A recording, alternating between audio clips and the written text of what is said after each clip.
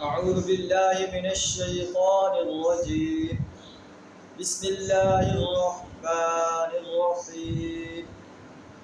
هو الذي أرسل رسوله بالهدى ودين الحق ليظهره على الدين كله وكفى بالله شهيدا. محمد رسول الله والذين معه أشداء على الكفار رحماء بينهم تراهم ركعا سجدا يبتغون فضلا من الله ورضوانا سيماهم في وجوههم من أثر السجود. صدق اللہ العظیم. سورہ الفتح آیت نمبر 28 اور 29 کا ایک جز آپ کے سامنے تلاوت ہے. ان آیات کے اندر اللہ تعالیٰ ارشاد فرما رہا ہے هو الذی ارسل رسولہ بالہدی ودین الحق. اللہ وہ ہستی ہے جس نے اپنے رسول کو ہدایت اور دین حق دے کر بھیجا. لیظہرہ علی الدین کلہ، تاکہ اسے دنیا کے تمام ادیان پر غالب کر دے. وَكَفَى بِاللَّهِ شَهِيدًا، اور اس پر اللہ کی گواہی کافی. اللہ کے رسول صلی اللہ علیہ وسلم کا مقصد رسالت اللہ کے دین کو دنیا کے تمام ادیان پر غالب کرنا. جب صلح حدیبیہ کا معاہدہ لکھا جا رہا تھا وہ اس میں لکھا گیا کہ یہ وہ معاہدہ جس پہ محمد رسول اللہ صلی اللہ علیہ وسلم نے معاہدہ کیا ہے. تو صہیب بن عمرو نے کہا کہ ہم اگر آپ کو اللہ کا رسول تسلیم کر لیں تو ہم آپ کے ساتھ کیسے جنگ کریں. آپ لکھیں محمد بن عبداللہ، محمد بن عبداللہ. تو اللہ فرماتا ہے کہ تم چاہے نبی صلی اللہ علیہ وسلم کو اللہ کا رسول تسلیم کرو یا نہ کرو، دین کے غلبے کا انکار کرو یا نہ کرو، اللہ نے اس دین کو غالب کر کے رہنا ہے. اللہ نے اپنے رسول صلی اللہ علیہ وسلم کو بھیجا ہی اس لیے ہے کہ لیظہرہ علی الدین کلہ، کہ اسے دنیا کے تمام ادیان پر غالب کر دے. وَكَفَى بِاللَّهِ شَهِيدًا، اس پر اللہ کی شہادت کافی.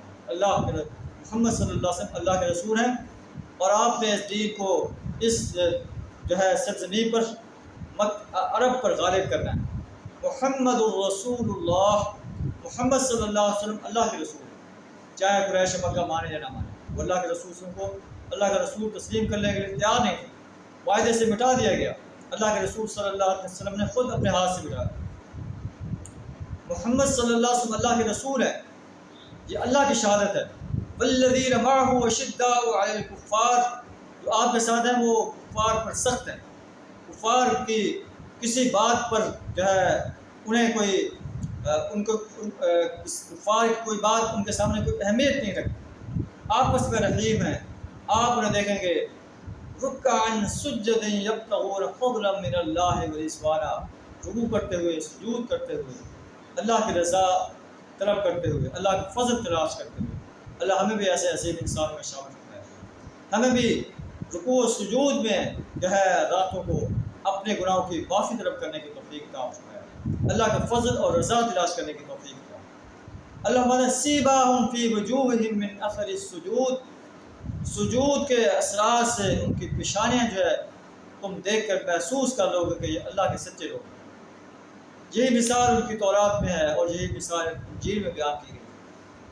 یہ ان کی مثال ایسے ہے جیسے ایک کھیتی ہے، اخرج شطأہ، جو اپنی کوپل نکالتی ہے، فآزرہ، پھر اللہ نے اس کو تقویت دی اور پھر اس کو وہ گدرائی، فاستوی علی سوقہ، پھر اپنے تنے پر کھڑی ہو گئی. یعجب الزراع لیغیظ بہم الکفار، کاشت کرنے والوں کو خوش کرتی ہے اور کفار کو یہ غصہ دلاتی ہے.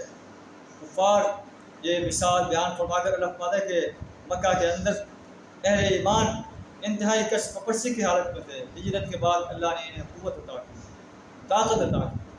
آج یہ حال ہے کہ کفار مکہ ان سے سلو کرنے پر مجبور ہو گئے. اب یہ کفار مکہ کو غصہ دلاتی ہے کہ ایسی قوت اہل ایمان کو کیوں حاصل ہوگی.